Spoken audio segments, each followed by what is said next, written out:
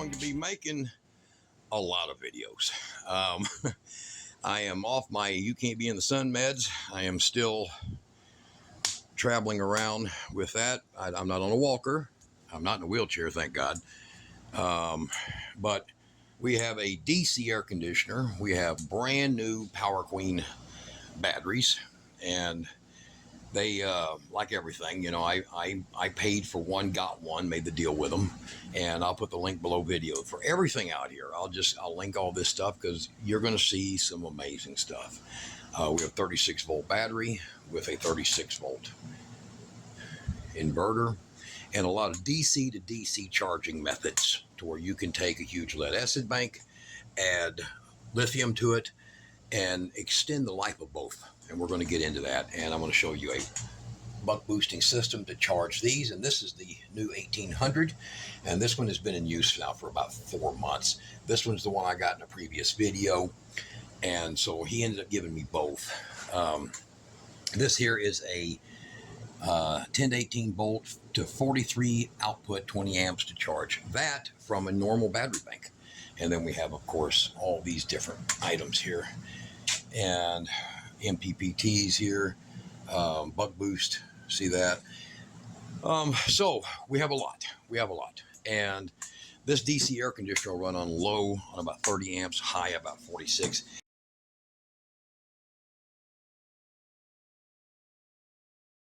And we're going to get into this thing. This thing has been one mega freaking disappointment. And y'all just wait. Let me grab my assistant, and I'll be right back in here. So don't go away. All right, guys, we got a video coming up, but I got to wait on my assistant. She's very busy. So what you got to do is y'all got to take on to this information that's going to follow this right now and help support the channel and come check out what we got, right? Right.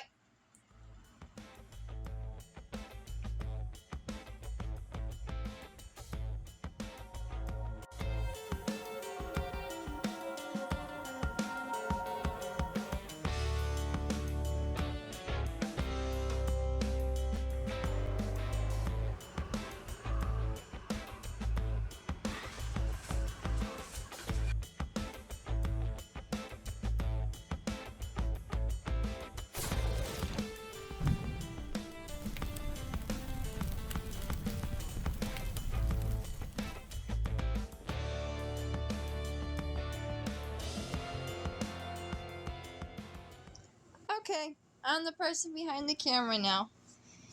As you can see, we put the table up for Dad to make things easier for him, where all of his tools are at. And we are going to be focusing on this over here. Now, the person, we had a caller, right? And he lived in a trailer, a fifth wheel to be exact. And he had this like underneath one of the, you know, the big doors that are on the side, on the bottom. And it was installed on carpet. And I wrote down, it's an A&L. And it's extremely cheap. And, well, they were complaining about a really bad smell in the house. Well, the trailer, to be exact. And it turns out that this was probably going to burn them to the ground if we hadn't gotten there. It was, there's a piece of burn on the carpet. It's pretty bad, as Dad is showing you, and Dad will explain to you why you should not have loose bolts on your A&L, no, on your fuses. So any battery, any DC current, I'll give a quick representation of why. Okay, we're going to use a welding rod. All right, so this is just a piece of 6011. This is just cheap welding rod. If you take a welding rod and you stick it to the metal, the whole rod will glow red and it'll melt, but it won't just explode. But if you just barely touch that metal to where you get an arc started, you got 7 times the amount of heat. And why is that? Because it's a lot less of a contact trying to travel basically through the plasma of the metal. Well, this is almost the same thing. This terminal right here, or this cable, is what was on his stuff. And I want you to look here you'll see where on one side's the hot side, right there. So what he had is he had a standard copper washer. Yeah. And the copper washer, because it was loose, was trying to pass 300 amps through this little bitty area because it wasn't cranked real tight. So it has to be super, super tight so that you get all surfaces made up on these. And what happened in this case was that he had this bolt through there and a washer behind it, or actually a nut behind it. And you can see the color of these things. Look at this, is what it looked like originally. Okay, so by him having that down on the plastic, and he was depending on just tightening this on the plastic with something as simple as a wrench like this. Okay, yeah. So that wasn't going to cut it. There it is right there, that one. So that's not going to cut it. No. Look at the thickness of this, the nut. You see that? It's just basically almost like this little toy wrench or this little service wrench. It's about that thick. It's only about, I don't know, less than 2 full threads. So that's going to expand when it gets hot and work itself loose really easy. So of course he had the washer here. He had the fuse on it like so. And then he had another washer. I probably got them backwards here. So there we go. Fuse and the washer. Then he had another one. Sorry, that one. And then he had this on here. Now you can see that's a decent connection, but for passing that much power when there's just a tiny little gap, what it does is start to arc because everything is trying to pass through there. It builds up more and more heat. And it's kind of like the difference between you trying to pass 100 amps through this or 100 amps through this. This wire is going to get hot. It's less surface area, less wire. And what you end up with is basically about, I don't know, this is what is this here? 2 watts. So you end up with basically about 6 gauge of capacity trying to pass through that spot right there. Well, that's going to make it super hot, melted all the body of this acrylic body, and that's what he was smelling. You see carpet. This melted carpet on the back of that, and that would have burned his trailer to the ground. When she showed him, he jumped up, grabbed a hammer, and busted this off of there, trying to jerk this loose, bent the fuse a little bit. But this is another reason. I don't even know what brand this is right here. He had some of them, and I traded, or Kira traded him out for some good install bay fuses. So you'll see. Don't worry, he shut off the power before he did that. Yeah, he took the battery loose. So as you'll see the difference here, this is an install bay fuse. You can actually see how it's designed. And then here's his fuses. They're just, the quality is a lot poorer. It's hard, I probably can't tell it on camera, but the quality is a lot less. Use a good quality fuse. Don't use cheap. You can use, now my favorite is the Kumas, because if you'll look at this, here, let me get that wrench here. I don't know if I can go around it or not, maybe. Yeah. But look at the difference there. Look how much meat there is on that. I'm going to say it, Kira. Look how much meat there are on those nuts. You quit that now. Okay. So it's a huge difference of about twice as many threads, so that when you're compressing down, it's going to hold better. The second thing is that you need a wrench back here. You need to tighten up from here up, not against the back of the bolt back here. You can let that float a little. It's not going to hurt. You need all your torque right here. So I see these people all the time. They'll just take it and they'll just run this thing down, and they'll put it in there and they'll crank it down like that, and they're not realizing that this will soften up and it'll make that loose, and your results will be a fuse that will not blow, but it will literally, as you can see that hot spot, there's the contact point. You see it? Mm-hmm. There's the contact point. All that power was trying to go through that little contact point, which if you look at that is about half the size of what's inside that fuse. So of course it's going to be like a light bulb element. It's going to burn a hell of a lot of heat. Well, what do you think it does to that? Yep. For one, don't use these cheap things here. Don't, if it ain't meaty like one of these E2s, look at the difference here. If it isn't a meaty build like that, don't use them. Pay attention to what you're buying. Don't use them. Don't burn your house down. Here is one of them that she had saved for a long time off a guy's houseboat. He had a houseboat with solar on it. And I promote these to people. I say, man, these are really good. This is 6 gauge, and people they think in silicone wire. They can handle 90 amps or something. No, 60 amps. It'll handle 68 amps, but 60 amps. And what the guy put in it? 70. A 70. So what do you think happened? A little heat and cool cycles. The fittings is no different than this 3/8 fitting right here. It's no different. This is what goes on a rectifier, okay? And for a rectifier, they're typically fine. You can physically get to them, make them tighter. But for this, no way. This kind of plastic will expand a little when it gets warm, and it just makes it worse and worse. And now it is literally... You're not getting it out. It's fused in there. See? The fuse welded is fused. itself. The fuse is fused. Because more heat was generated here than it would have took to burn that. That's why you can't do it. So y'all be careful, very careful. I don't know how long you've had this since Salmon Lake, Idaho, huh? Yep. So she always wanted to keep that as a reminder of what not to do, and she's saved that ever since. You dropped your cane. Oh, Lord. And I just want you guys not to burn. Don't burn. And you see all this stuff up here. We're going to get into this, and we're going to get into safe ways to do these things. This thing here will put out, hold that thing. This thing here will put out, it'll take, where we at here? Get that straight. 13.14 volts. Pop it out as 28 volts. So I can send this a long distance to one of these sitting in a bedroom for a kid. And you'll see right here, I can just send it down 14 gauge wire.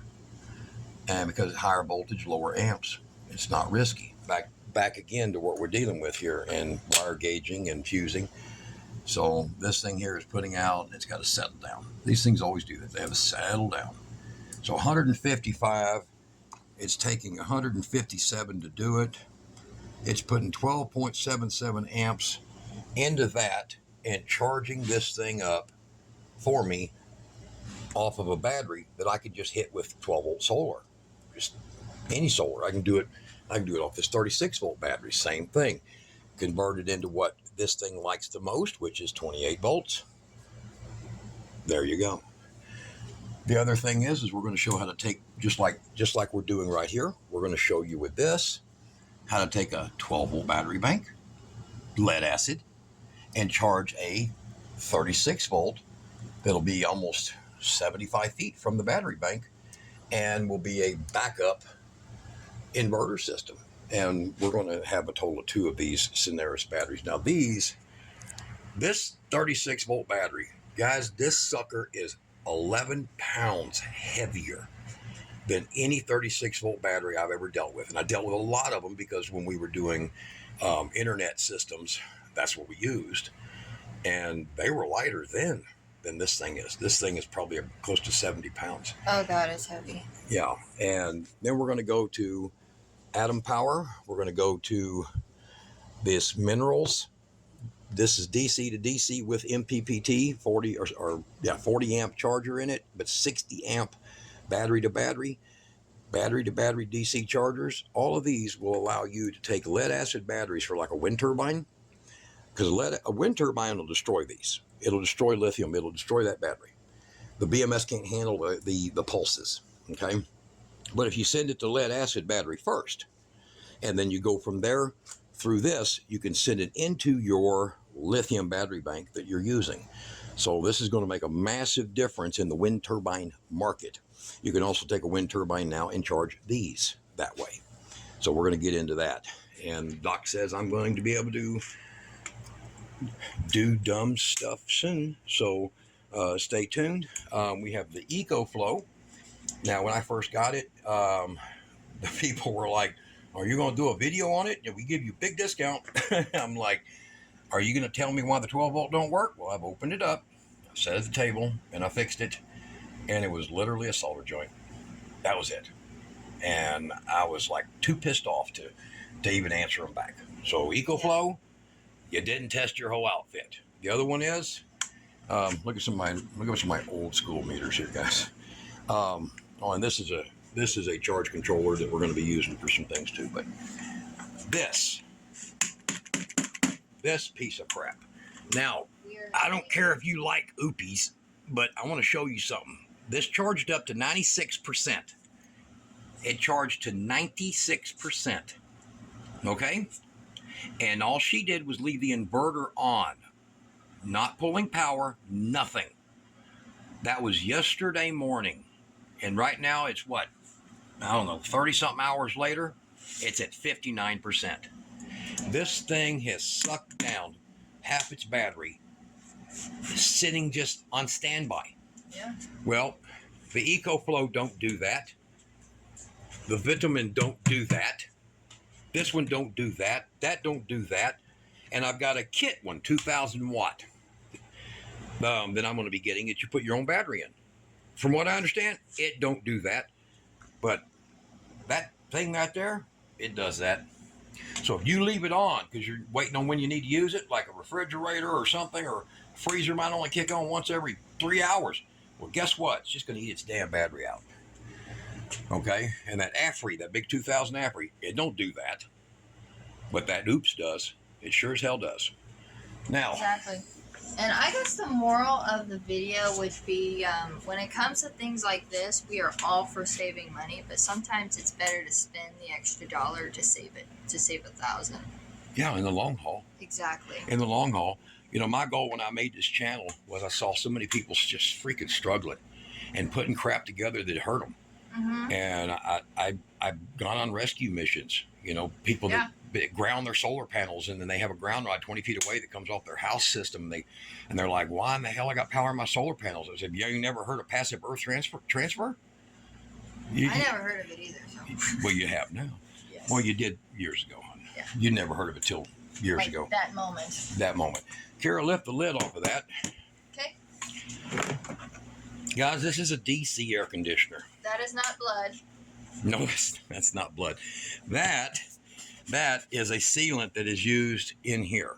It got dripped on there. Okay. Yep. So this is a DC AC unit. Now, word of warning, it will pull about, I don't know, 6.5 watts sitting. Not a big deal. So if you put a couple of batteries like this on it, you're good.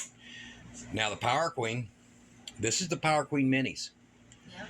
And adorable. I've learned that I was able to put this Power Queen, that Power Queen, a Redodo Mini, which I don't have with me right now.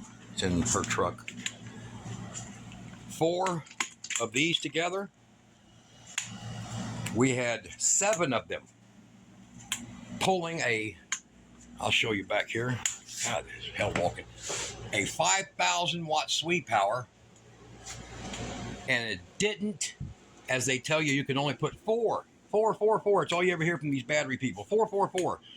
No, you put equal length, lesser than cable from every damn battery to a bus bar, and you could put 20 of the damn things if you want to. Yep. Equal length cable. So a 6 gauge welding cable handles 90 amps. That's what you'll use for 100 amp. Power Why? Queen has to be my favorite battery so far. Yeah, this is her favorite battery. Is it? Yes. Didn't Power Queen send you something? Yes, he did. We'll show it in the next video. Mm-hmm. Okay. So this thing has heat and this thing has AC. I'm going to do a video next on this running and give you details of how to put it in. But this one is an eBay special. This one is literally $200 cheaper than the same damn thing with another name from Amazon. This one is only $700 when an identical one with a different case on it, a little prettier. Yeah. Who cares? It's $1,400 and you see people promoting the hell out of all over YouTube. Exactly. So which one would you rather have? Same compressor, same core, same condensers, same. Mm-hmm. Okay, and the difference is this has got a plastic body. Yeah. All the ones that you see that's got the metal bodies are rusting like hell, and they want $1,500 for it. This one is the same thing. Put the cap back on. Yeah, put the cap back on it. So I'm going to show y'all that one. We're going to fire it up in the next video, and we're going to go step by step. We're going to show you how to buck boost over a buck boost. We're going to show you how to hack a charger, and especially this. I can send that power over 100 feet and only lose one quarter of a volt, which won't matter for that. It'll actually make up for it because it responds. And it's got ignition switch, so I can literally take my lead acid battery and have it disconnect during the nighttime and reconnect in the morning and start charging this back up off my solar coming in without having to add more solar and higher voltage solar panels, just using that. 60 amps of 12 volt gives me 20 amps of 36 volt. Mm-hmm. So that's only one of my controllers being active to do it. So guys, stay tuned. We've pulled the batteries out of the Winnebago. They were in there running everything. They were running a 3,000 watt inverter, air conditioner, even the little water heater Kira has in it. And we also have a Power Queen DC to DC with 30 amp MPPT in it, or 40, I believe it is, 40 amp MPPT. And we're going to get all of this stuff going. Yes, all of it. Absolutely. All of it. And as you'll see here, look at the beginning of the video there. I think it's already put on a couple percentages. And that allows me to take a portable battery, put it to that, run any charger to that, or even lead acid. Doesn't matter. So I can take a few lead acid cheap Walmart batteries and run a wind turbine to it, a diversion controller for the batteries themselves. This buck boost smooths it out, sends it to those, charges them beautifully, beautifully. Free power. All right. Y'all be good. Video 2 on this thing here is coming out real quick. And we're excited. And we're excited to use it because it's going on whose truck? Mine. It's going on her Chevrolet. Yes. I don't drive Chevrolets. But what the hell, right? I like the found on road dead ones, you know, Fords. I like that those. one because I found it for cheap on Craigslist. She bought it, so she likes it. All right, guys. Y'all be good. We'll be back soon. Bye.